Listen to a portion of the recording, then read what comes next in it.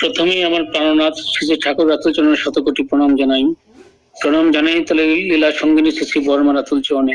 প্রণাম জানাই তাহলে জ্যেষ্ঠ আত্মদ শ্রী শ্রী পর্দা রাতুলচরণে। প্রণাম জানাই বর্তমান আচার্যদেব শ্রী শ্রী দাদা রাতুলচরণে। ঠাকুর পরিবারের প্রতি প্রত্যেক রাতুলচরণের প্রণাম জানাই এবং আজকের এই সৎসঙ্গে উপস্থিত দাদা মায়েরা শ্রীনিবেদে প্রণাম ও জয় গুরু জানাচ্ছি। The spread of Thakur's message to each and everybody, এই জিনিসটা খুব মানে একটা দারুণ ইয়ের বিষয় আর কি। তো যেমন কিছুদিন আগে আমি গত 2 বছর আগে আমার পুতো পাঞ্জার মেয়াদে 31 ডিসেম্বর শেষ হয়ে যাচ্ছে। তো তো এর আগে রিনিউর সময় আমি দেওঘরে গিয়েছিলাম।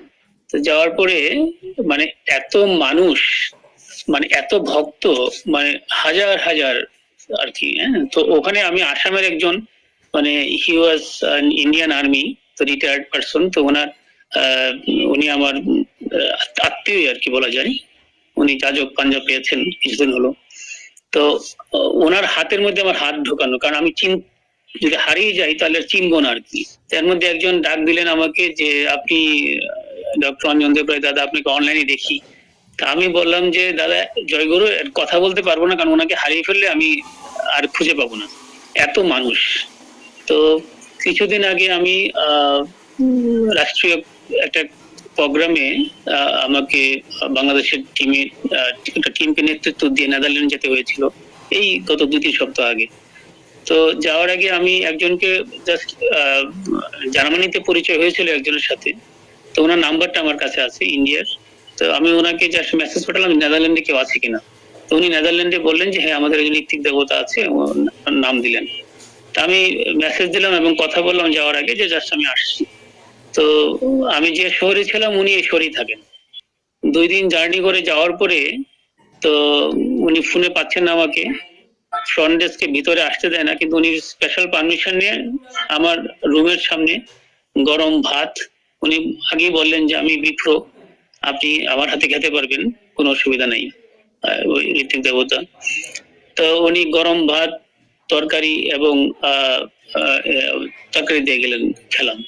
তো এখন এমন হয়েছে যে সমস্ত ওয়ার্ল্ডেই আমাদের কিন্তু মানে ঠাকুরের বাণী, আমার কাছে মনে হয় যে যীশু খ্রিস্ট অথবা গৌতম বুদ্ধ অথবা আমাদের শ্রীকৃষ্ণ, তো এই যে দেখেন যে তিনি আসেন, কিন্তু তার যে ওয়েবস, সেটা আস্তে আস্তে মানে সমস্ত পৃথিবীর মধ্যে, কারণ বাইবেলে বলেছেন যে there will be no part in the world where my message will not be reached.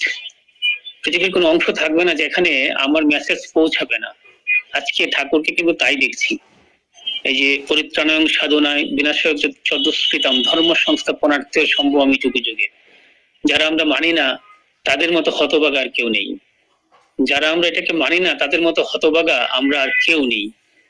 গত ভাদ্র মাসে একটা সৎসঙ্গে গিয়েছিলাম, তা আমার 2010 সালে পাঞ্জা হয়েছে, তারপর থেকে আমি আসলে কারো হাতে খাই না বলতে স্বস্তি নির্বর্তদারি, যেটা ঠাকুরের বর্ণ মাফিক আর কি। যদি সেটা কায়েত হয় বা বিপ্র হয় তাহলে খাই না, সাধারণত আমি রুটি খাই, বা যেটা মানতে হয় আর কি, আমাদের মানি। তো অসম্ভব রকম চাপের মধ্যে পড়ে এই 15-16 বছরে আমি একজনের হাতেই খেয়েছি এই ভাদ্র মাসে। মানে লোকটা এত ভাবে প্রেসার দিচ্ছিল আমাকে। আমাদের একজন ঋত্বিক দেবতা খুব ব্যাডলি একটু আচরণ করছিলেন। তো ওই যে ওই মন্দিরের পুরোহিত রান্না করেছে, সে বিপ্র, আপনি খাবেন না কেন? তো যাই হোক, বাধ্য হয়ে ওই একদিনে আমার জীবনে খেয়েছি বিপ্র। তো আমার কাছে মনে হলো যে ওনাকে আমি যাচন করব ঠাকুরের দীক্ষার জন্য, কারণ যেহেতু ওনার হাতে আমি এই জীবনে একদিনই খেয়েছি, একদিন শুধু এই সৎসঙ্গে। তো আমার এমন আছে 10-12 দিন ভাত খাওয়া হয় না। তো যাই হোক, তো আমি তাকে ফোন দেই, পাই না, তার সময় হয় না বা আমার সময় মিলে না। তারপর আমি নেদারল্যান্ড চলে গেলাম, আসলাম, একদিন গিয়ে ঘুরে আসলাম, সে চলে গেল, সে বিপ্র। তো ওই দিন তার কাছে সময় নিয়ে গেলাম, তার জন্য প্রায় 2 ঘন্টা বসে থাকলাম, কারণ সে ওইখানে কীর্তন হয় ওই মন্দিরে, সব সন্ধ্যার প্রোগ্রামটা হওয়ার পরে আমার সাথে সে কথা বলবে। তো আমি ঠাকুরের তার সাথে বসে থাকলাম। তো বসে থাকার পরে সেই লোকটা আসলো, আমার সাথে আমার 2 ক্লাসমেটও ছিল ফরচুনেটলি আর কি, তারা এখানেই থাকে আমার আশেপাশে। তো তারা দীক্ষিত না, একজন দীক্ষিত না, আরেকজন অন্যভাবে দীক্ষিত আর কি। যাও, তো উনি আসলেন, আমি তার জন্য কতদিন ওয়েট করেছি গিয়েছি সেটা বড় কথা না ঠাকুরের কাজে, কিন্তু সেই লোক যখন আমি বললাম যে আপনার দীক্ষা হয়েছে বা ঠাকুরের এরকম পুরুষোত্তমের দীক্ষা নিতে হয়, দীক্ষা নিয়েছে আমি 2 বার, আর কত নিব, মানে এমন ভাবে কথা বলা শুরু করলো যে কোনো আমার কথা আর শুনছে না। তো স্বভাবতই তো একটু ইগো তো আছে আমাদের, আসলে এটা তো ঠাকুর বলেছেন, কিন্তু এটা তো আমরা ত্যাগ করতে পারি না, বা আমি পারি না আর কি। আমার ওই সময় খুব, আমি বললাম যে আপনি, আমি বসে আছি আপনার সাথে কথা বলবো, তা আপনিই তো কথা বলছেন, আমার কথা তো আপনি শুনছেন না। পরে শুনলাম যে তার একটা দোকান আছে, সে কতক্ষণে চলে যাবে। তো আমার এত খারাপ লেগেছে। তো ওই মন্দিরে ওই যার বাসায় সৎসঙ্গ হয়েছিল খেলাম, তো বের হয়ে দেখি উনি চা খাচ্ছেন। তা আমি বললাম, একটু তাকে একটু তফাতে নিয়ে গেলাম, একটু দূরে নিয়ে বললাম যে আপনি আপনার এরকম বাজে একটা লোককে মন্দিরের পুরোহিত রেখেছেন, যে তার বিহেভিয়ার পর্যন্ত, ম্যানার পর্যন্ত জানে না সে। তখন সে বললো, হ্যাঁ সে আমাদের সাথে এরকম করে, তার দোকান আছে, কতক্ষণে প্রার্থনা শেষ করে সে, মানে তাদের মন্দিরের প্রার্থনাটা শেষ করে চলে যাবে, এরকম করে অস্থায়ীভাবে রেখেছে, তাকে আমরা রাখবো না, আর কালকে বলবো। আমি না, বলার কিছু নাই, কিন্তু আমার তার হাতে ভাত খেয়েছে, এখন মনে হচ্ছে যেন এটা বমি করে ফেলতে পারলে ভালো হইতো। তো সেই লোক বললো, সেই লোক দীক্ষিত, বলে যে হ্যাঁ এটা কেমন ধরনের কথা বলছেন, হ্যাঁ আমি এটাই বলছি। মানে আমার এত খারাপ লেগেছে যে সে কোনো কথাই শুনছে না, এবং এত এরোগেন্ট তার ব্যবহার টেবহার। শেষে যাওয়ার সময় বলে যে দুপুরে আসবেন, আমি যে দুপুরে তো আপনি আসতে পারবো না, আমি রাষ্ট্রীয় কাজ করি। তো যাই হোক, কোনো ধরনের কিছু নাই। পরে আস্তে আস্তে বাসায় আসার পরে মনে হলো ঠাকুর একটা বাণী আছে যে গুরুর কাজে অপমান, ঘোর নরকে তার স্থান। আরেকটা বাণী আছে, তারণ পীড়ন ভৎসনাতে ইষ্ট নেশা না ভাঙে, কুৎসিতেরই কুটিল চলায় সত্তা যেন না রাঙে। তা আমার আর দুইটা কিছু মনে থাকলো না, ভুলে গেলাম। প্রসঙ্গটা বলছি এই জন্য যে দেখুন, এই যে আজকে বা এই যে নেদারল্যান্ডে গিয়েও আমার জন্য গরম ভাত নিয়ে আসলেন এক দাদা, ঋত্বিক দা, হ্যাঁ একদিনই তিনি করলেন। তো কিন্তু এই যে যুগে যুগে পুরুষোত্তম আসছেন, পুরুষোত্তমকে ধরা, তাকে গ্রহণ করা, জীবনের যে সার্থকতা, কিন্তু আজকে এই যে লোক, তাকে কিন্তু এটা বোঝাতে পারলাম না। সে কোনো কথাই শুনবে না। গুরুকে, অনুকূল ঠাকুর মানুষ, শ্রীকৃষ্ণ মানুষ ছিলেন, তিনি কেন অর্জুনকে বললেন যে সর্বধর্মান পরিত্যাজ্য মাম একং শরণং ব্রজ, অহংতাং সর্বপাপী মুখ্য মা শুচ, আমাকে গ্রহণ করো। কিন্তু রামের কথা বলেন নাই, মানে কোনো যুক্তি শুনবেন না। এর কারণটা কি? এই যে শুনতেই চায় না, এই এই যে প্রবলেম, এটা কারণটা কি? কারণ এটা হচ্ছে ঠাকুর বললেন যে, মানে কি বলবো, মানে লোয়ার, খুব ডাউন লেভেলের লিবিডো যাদের, তারা এগুলো শুনে না, শুনতে পারে না। এবং ঠাকুরটা বানিয়ে আছে, জন্মগত ভ্রষ্ট যারা, সৎ বা দয়ায় হয় না বশ, ভয়ই শুধু অনুগত, শুভের পথে পায় না রস। এই যে লিবিডো, ঠাকুরকে প্রশ্ন করলেন যে ঠাকুর লিবিডো মানে এটা কি? ঠাকুর বললেন যে যখন যে কোহেসিভ টান থেকে, অ্যাট্রাকশন থেকে যখন স্পার্ম এবং ওভাম জাইগোট হয়, তার আন্ডারলাইং ম্যাগনেটিক কারেন্ট, এই যে জাইগোট হয়ে সেল ডিভিশন হতে হতে মানুষ হয়, ওই যে প্রক্রিয়াটা, সেই প্রক্রিয়ার আন্ডারলাইং ম্যাগনেটিক কারেন্টই হচ্ছে লিবিডো। আজকে মানে ঠাকুর না থাকলে আমাদের কোনো জ্ঞানই তো হতো না, বুদ্ধি জ্ঞান কিছু নেই। এই যে জানতাম এই জিনিসগুলা, কি সুন্দর করে ঠাকুর বললেন, সেই আন্ডারলাইং ম্যাগনেটিক কারেন্টই হচ্ছে লিবিডো। আর সেই লিবিডোর একমাত্র তার টানেই থাকে, সে উদ্বর্ধিত হতে চায়। কিন্তু কখন? ওই যে কোহেসিভ অ্যাডজাস্টমেন্ট, যদি সেখানে কোহেসিভ অ্যাডজাস্টমেন্ট না থাকে, তাহলে সেইখানে তো এই যে সেল ডিভিশন হতে হতে যে মানুষ হলো, তার আন্ডারলাইং ম্যাগনেটিক কারেন্টটা তো তখন হচ্ছে ডিরেইলড, ডিস্টোর্টেড। সেইখানেই হয় মানুষ সে প্রকৃত মানুষ নাকি সে অপ্রকৃত মানুষ। ঠাকুর কিন্তু বলে গেলেন, তাহলে যেই হোক না কেন, আপনারা পুণ্যভূতি পড়েছেন নিশ্চয়ই, পুণ্যভূতিতে এবার দেখবেন যে কত বামুন গুলা মেথর হলো, কত মেথর গুলা বামুন হলো। ঠাকুর এরকম করে বলেছেন, পুণ্যভূতিতে এমন ভাবে বলেছেন যে যে কি বলবো আর, বিশেষ করে বামুনের ঠাকুর নিজে এরকম বলেন যে আজকে তোদের একটা মানে লোয়ার লেভেলের যে দয়া করতো, সেই দয়াও তোদের নাই। করা যায় না, তোদের আচরণ আজকে এরকম হয়েছে। তো আমরা আজকে এই যে শুভের পথে পায়না রস আমরা পাচ্ছি না, কিন্তু তারপরেও দেখুন যে আস্তে আস্তে কিন্তু আমাদের মানুষ এটা হয়তো তার সুখ, এবং ঠাকুর বললেন এই যে প্রবৃত্তি এর একমাত্র আসে সেটা সুপ্রজনন, আর সুপ্রজনন আসে সুবিবাহ থেকে। ঠাকুরকে প্রশ্ন করছেন যে ঠাকুর মানে ঠাকুর এইবার এতভাবে তিনি কিছু তো বাকি রাখেন না, যখন নারী পুরুষ তার একে অপরের পরিপূরক হয়ে ওঠে ইষ্টকে নিয়ে, ইষ্ট যখন তার মুখ্য হয়ে ওঠে তখনই ওই প্রকৃত লিবিডো আসে এবং তার ম্যাগনেটিক আন্ডারলাইং ম্যাগনেটিক কারেন্ট তখন কিন্তু উদ্ভূর্দিত ইষ্টকে পাওয়ার জন্য ব্যাকুলতায় মগ্ন হয়ে ওঠে। তার জন্য দেখেন আজকে যে আমরা শুনতে চাই না, আমার কাছে যে ঠাকুরকে প্রশ্ন করা হলো যে ঠাকুর ব্রহ্ম জিজ্ঞাসা কখন আসে, ঠাকুরকে প্রশ্ন করা হলো, ঠাকুরকে প্রশ্ন করলেন, এটা মণি চক্রবর্তীতে প্রশ্ন করলেন ঠাকুর ব্রহ্ম জিজ্ঞাসা কখন আসে। ঠাকুর বললেন যে যখন মানুষ তার প্রবৃত্তির দ্বারা ঘাত প্রতিঘাতে আঘাত পেতে পেতে যখন বিধ্বস্ত হয়, এই যে অভাবগ্রস্ত মনে ব্রহ্ম জিজ্ঞাসা আসে। এবং ঠাকুর বলেন যে এই যে আমাদের জীবনের যখন ঘাত প্রতিঘাতে যখন মানুষ সবকিছু হারিয়ে, দেখবেন সবকিছু হারিয়ে একদিন আপনারা দেখবেন যে অনেক সময় সে ৬০-৭০ বছর বয়স, সে সবসময় কাঁদছে ঠাকুর প্রভু, কিন্তু এই যে ঘাত প্রতিঘাতের শেষে কিন্তু সব হারিয়েছে। তো সেটা যদি তার আর্লি লাইফে হয় তাহলে ভালো হয়, কারণ যখন শেষ জীবনে তার আর করার কিছু থাকে না, সাধন ভজনের কিছু থাকে না। তো ব্রহ্ম জিজ্ঞাসা তখনই আসে। এখন মানুষ যখন তার প্রবৃত্তির দ্বারা চলে, প্রবৃত্তি মাফিক চলন, এটার বিপরীত যেমন হচ্ছে ঝড় মানে শান্ত, সুখ তার বিপরীত দুঃখ। তো প্রবৃত্তি মাফিক চলনের বিপরীতটা কি?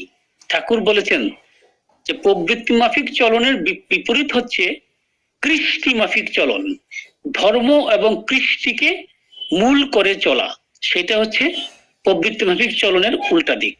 তাহলে দেখেন প্রবৃত্তি মাফিক আছে কিন্তু সে চলছে, সে কতক্ষণে দোকানে চলে যাবে, সে কথা শুনতে পাচ্ছে না, ব্যস্ততা থাকতে পারে, সেটা তো কোমল সুরে আমরা বলতে পারি, বা আগে থেকেই তো কথা হয়েছে। তাহলে এই যে দেখেন আমরা প্রবৃত্তি মাফিক চলন, তার মধ্যে তার ধর্ম এবং কৃষ্টি নাই। ধর্ম এবং কৃষ্টি যখন আমার না থাকে তখন আমি এই প্রবৃত্তি মাফিক চলনে আমি বিধ্বংসী হয়ে উঠি। এবং ঠাকুর আমাদেরকে বলেছেন, ঠাকুর বলেছেন যে তোমরা এক একজন মানে দেবতা হয়ে উঠো। ঠাকুর এরকম করে বলেছেন যে ঠাকুর এক জায়গায় বলেছেন যে তোমরা দেবতা হয়ে উঠো। সেটা কিরকম দেখেন, আমরা তো কিছু বুঝি না, আমাদের বুদ্ধি বিবেচনা এত কম, আমরা তো আসলে বুঝতে পারি না। ঠাকুর বললেন যে তোমরা এমন ভাবে চলো, আমরা বলি তো যে সোনার ছেলে, দেখুন বলি না সোনার মানুষ, এত ভালো সোনার মানুষ, সোনার ছেলে। ঠাকুর বললেন না, তোমরা সোনা হও না, তোমরা সোনা না হয়ে তোমরা তার চেয়ে বড় কিছু হও। সেটা কিরকম? সেটা বললেন যে তোমরা সোনা না হয়ে তোমরা সুধা হয়ে উঠো। সুধা হচ্ছে স্বর্গীয় আর সোনা হচ্ছে পার্থিব। ঠাকুর বলেন যে তোমরা সোনা হয়ে উঠো না, তোমরা সুধা হয়ে উঠো। সুধা হচ্ছে স্বর্গীয়, সোনা হচ্ছে পার্থিব, পৃথিবীর যা কিনতে পাওয়া যায়, যা টাকার বিনিময়ে বিক্রি হয়। কিন্তু সুধা হচ্ছে স্বর্গীয়, সেটা স্বর্গ থেকে আসে। কাজে তোমরা এক একজন সুধা হয়ে উঠো। এবং ঠাকুর বললেন যে সেই জন্য এমন সুধা হয়ে উঠো যে তোমাদের পায়ের ধুলিতে যেন তোমরা যখন হেঁটে যাবে, তোমরা যেখানে যাবে তোমাদের পায়ের ধুলিতে ওই পারিপার্শ্বিক ওই ওই ওই স্থানটি যেন সুধা হয়ে ওঠে। চিন্তা করা যায়? তারপর ঠাকুর বললেন, উদাহরণ দিয়ে ঠাকুর বললেন, ঠাকুর তো তিনি যে জিসাস ক্রাইস্ট বলেছেন যে তুমি কোথাও গেলে তোমার কথা শুনছে না, তোমার ইষ্টকে সে গ্রহণ করছে না, তাতে তুমি বিফল মনোরথ হও না।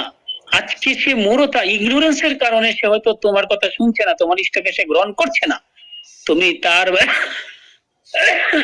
ঠাকুর বললেন যে বাইবেলে আছে, ক্রাইস্ট বলছেন তুমি তার জিসাস ক্রাইস্ট তুমি তার বাড়িতে পায়ের ধুলো ঝেড়ে দিয়ে আসো, তুমি তার বাড়িতে পায়ের ধুলো ঝেড়ে দিয়ে আসো। ওই ধুলোর আকর্ষণে কোনো না কোনো দিন সে তোমার ইষ্টকে গ্রহণ করবে এবং সে তখন পূর্ণত্ব পাবে, সেও তখন ওই ধুলোতে সে একদিন হয়তোবা সে সুধা হয়ে উঠবে। চিন্তা করা যায়? আজকে আমাদেরকে ঠাকুর মানে ঠাকুরত্ব, তার মানে কি আমরা প্রত্যেকেই যেন ঠাকুর হয়ে উঠতে পারি। তার মানে প্রত্যেকে আজকে যারা আছেন আপনাদের পায়ের ধুলোতে, এই যেখানে যাবেন, যে বাড়িতে যাবেন শুনছে না, তার ঠাকুর বলেন, জেসাস খ্রিস্ট বলেছে সেই ধুলো তুমি ঝেড়ে দিয়ে আসো তার বাড়িতে, সেই ধুলোতেই হয়তো একদিন সে তার পূর্ণতা, তার পূর্ণত্ব বিশ্বাসকে গ্রহণ করবে। এটা তো আমার আপনার কিছু না, সবই ঠাকুরের, সবই ঠাকুরের। তার মানে এখানে ঠাকুরের পায়ের ধুলা। আমি কথা বলছি, আমি কথা বলছি না, ঠাকুর বলছেন। আমি কে? আমি কিছুই না। তিনি যখন আছেন আমি আছি, তিনি যখন নাই আমি নাই। তিনি বুদ্ধি দেন বলে আমার বুদ্ধি, তিনি দক্ষতা দেন বলেন আমি দক্ষ, তিনি কথা বলেন বলে আমি বলি, তিনি চিন্তা করান বলে আমি চিন্তা করি। আমার কিছু নেই, তিনি সব। তিনি আমাকে পরিচালনা করেন, তাই তাকে মেনে চলতে হয়। তাকে যদি আমি না মেনে চলি তাহলে আমার জীবনের পূর্ণতা আসে না। ইন্দু বসুদা বলে এক দাদা ছিলেন, তিনি ঠাকুরকে প্রশ্ন করলেন, ঠাকুর অনেকে দেখি রামকৃষ্ণ পরমহংসদেবকে মানে না, বিবেকানন্দকে মেনে চলে, আছে না আমাদের মধ্যে? আমাদের মধ্যে কিন্তু দেখবেন আছে, কেউ এই দাদাকে কাজল দাকে, কেউ অমুক দাদাকে তমুক দাদাকে মেনে চলছে, আচার্যদেবের কাছে আসে না। বাংলাদেশে আছে এরকম। তো এই যে দেখুন, অথবা একজন আছে হয়তোবা, এই যে শুনলাম সে কোন ঋত্বিক দেবতাই মানে তাকেই সে মানে তার অনুসঙ্গ হয়ে চলছে, তাই তিনি যা বলছেন সেটাই করছেন, তার জন্য তিনি বেয়াদবি করছেন, এই করছেন সেই করছেন, সব করছেন। এরকম আছে না সমাজে? আছে কিন্তু। ঠাকুর ইন্দু বসুদা প্রশ্ন করলেন যে ঠাকুর যে রামকৃষ্ণ পরমহংসদেবকে মানে না কিন্তু বিবেকানন্দকে মেনে চলে, ঠাকুর উত্তর দিলেন যে সে প্রবৃত্তি মাফিক চলে। সে আসলে সে রামকৃষ্ণ পরমহংস, এই যে আর্য যে কৃষ্টি এবং ধর্মের পথে যার বিপরীত, সেইভাবে সে চলে না, সে তার প্রবৃত্তি মাফিক চলে। এবং সেই প্রবৃত্তি মাফিক চলন দিয়ে সে বিবেকানন্দকে সে ব্যবহার করে, সে বিবেকানন্দকে সে ইউজ করে, সে ব্যবহার করে। কত সুন্দর কথা না? ঠাকুর বলেছেন এই সবগুলো কথা। কাজী আমার একমাত্র আজ্ঞা চক্রে তিনিই শুধু থাকবেন, তিনি। আর গুরু বংশধরে তিনি জ্যান্ত নিরন্তর হয়ে থাকেন, জ্যান্ত তিনি নিরন্তর। গুরু বংশধরকে দেখলে আমার তাকে যেন মনে পড়ে, এবং সুপ্ত অবস্থায় সেই বীজ, গুরুর যে সেই বীজ, সেই বীজ তার যে ব্লাড লাইন বা লিনেজ, সেইখানে সে ভাব কিছু না কিছু থাকে। যেমন আমার যে ব্যবহার, আমার চলন, আমার কথন আমার ছেলের মধ্যে দেখা যায়। অনেকে বলে দাদা আপনার ছেলে কিন্তু একদম আপনার মতো হয়েছে, একদম আপনার মতো দেখতে।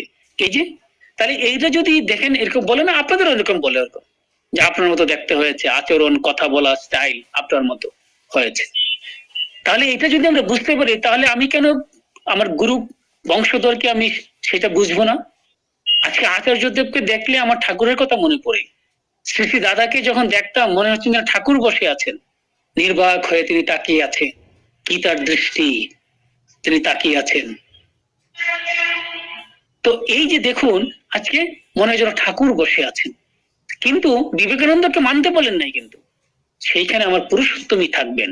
আমি তাকে দেখে তার অনুচরণে, বিবেকানন্দের আচরণে আমি আচার্য, যার আচরণ সিদ্ধ, যার আচরণ দেখে আমি পুরুষোত্তমকে আমি নিজের বুকে ধারণ করব, তার আচরণ, তার কথা, তার বলা, তার নির্দেশ, তার লাইফস্টাইল, তার চিন্তা আমি বুকে ধারণ করব, আমি হৃদয়ে ধারণ করে তাকে চলবো।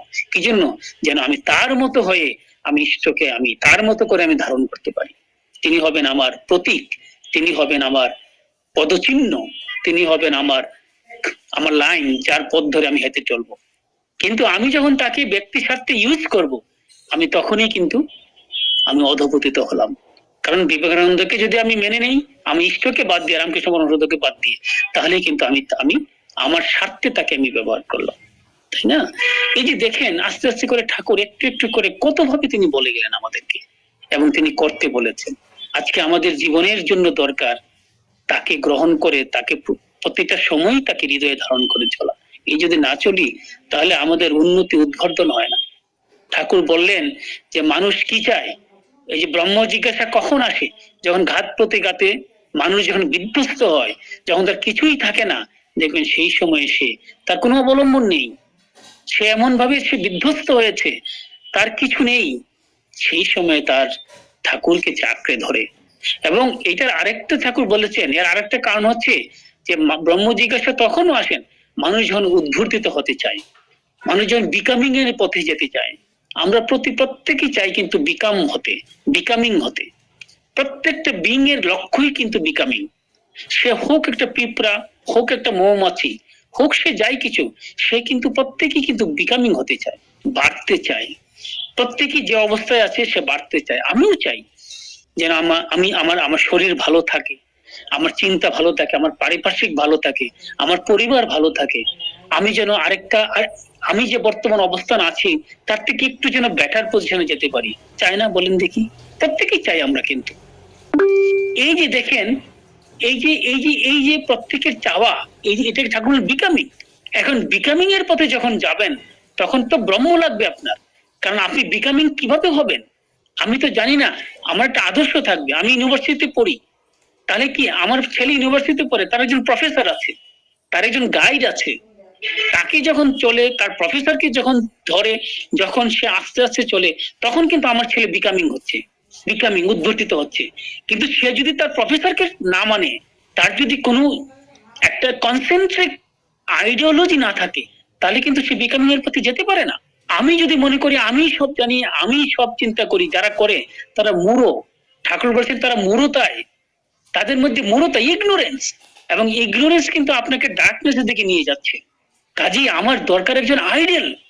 এবং ঠাকুর বললেন যে সেই মূঢ়তা থেকে যদি মুক্তি পেতে চাও, তাহলে তোমার একজন ইষ্ট। এবং ইষ্ট কে হবে? আমি কাকে নিব? আপনাকে যদি বলে যে আপনি ইউনিভার্সিটিতে কোথায় যাবেন, আপনি ডেফিনেটলি বলবেন আমি যাবো হার্ভার্ডে, অক্সফোর্ডে অথবা কেমব্রিজে। প্রথমত বলবেন আমি আমি আমি ওয়েস্টার্ন কান্ট্রিতে পড়তে যাব। কেন?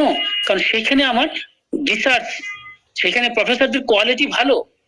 তাহলে আমি যদি এরকম ভাবে, আমি জব কোনটা চাই? আমি জব চাই ভালো জব। আমি আইএএস হতে চাই।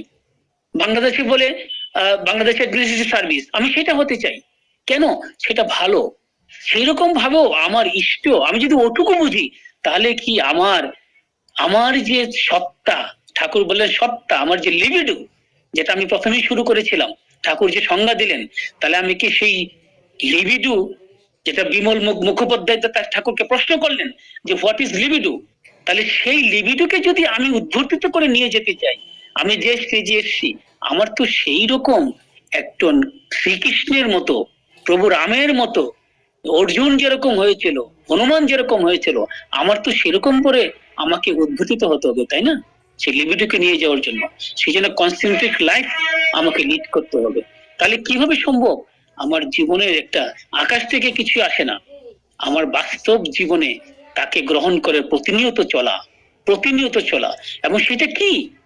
সেটা যজন যাজন ইষ্টপ্রীতি স্বস্তিয়নি সদাচার। ঠাকুর বলে দিলেন এই একটু একটু করে মানুষ, ঠাকুর বলেন যে একটু একটু করে জয় গুরু দাদা। আর সময় শেষ না? হ্যাঁ আচ্ছা আচ্ছা আচ্ছা একটু বলে শেষ করুন। আচ্ছা, তো আমাকে সেটা করা এবং প্রতিদিন প্রতি মুহূর্তে জীবনে সেটাকে চরিতার্থ করে চলা। এবং আমি যেখানেই থাকি, আমি যা কিছুই হই না কেন, কিন্তু ইষ্ট যেন আমার আজ্ঞা চক্রে প্রতিনিয়ত থাকেন। এবং তাকে ধরে যখন আমরা চলবো, আমাদের জীবনের কিন্তু আমাদের লিবিডো সেই সার্থক হয়ে ওঠে। বহু কষ্টে যে পুরোহিত দিয়ে শুরু করেছিলাম, সেটা সমালোচনা নয়। আমার কষ্ট লাগে কি জানেন? যে ঠাকুরকে সে পেল না। এবং তার জন্য প্রার্থনা করি, আমি ঠাকুরের কাছে প্রার্থনা করি যে ঠাকুর, তিনি যেন তোমার পায়ে আশ্রয় লাভ করে তিনি যেন মুক্ত হন। বহু কষ্টে মানব জীবন পেয়েছি, জন্ম পেয়েছি, বহু কষ্টে। হাজার হাজার আত্মার মধ্যে আমার বাবা মার সময় হাজার লক্ষ লক্ষ আত্মা এসছে, তার মধ্যে আমি এসে জন্ম নিয়েছি। কি পরম পাওয়া! আর যদি আমি বৃথায় এই জীবন নষ্ট করি, এর চেয়ে দুঃখজনক আর কিছুই হতে পারে না। এবং ঠাকুর আসছেন তাকে গ্রহণ করে জীবনে আমার তাকে নিয়ে চলি। তিনি আমার সব হয়ে উঠুন, তিনি যেন আমার জীবনে মরণে আমার আজ্ঞা চক্রে সব হয়ে উঠুন। কাজে ঠাকুরন্ত প্রাণ হয়ে উঠেন, আসুন তাকে গ্রহণ করে চলি আমরা। প্রত্যেকের কাছে তার কথা বলি আমরা একে অপরের কাছে। এই হোক আমাদের আজকের ব্রত, আজকের তার শ্রীচরণে আমাদের প্রতিজ্ঞা। সবাই ভালো থাকবেন। আমাকে সুযোগ দেওয়ার জন্য ধন্যবাদ। বন্দে পুরুষোত্তমম, বন্দে পুরুষোত্তমম, বন্দে পুরুষোত্তমম।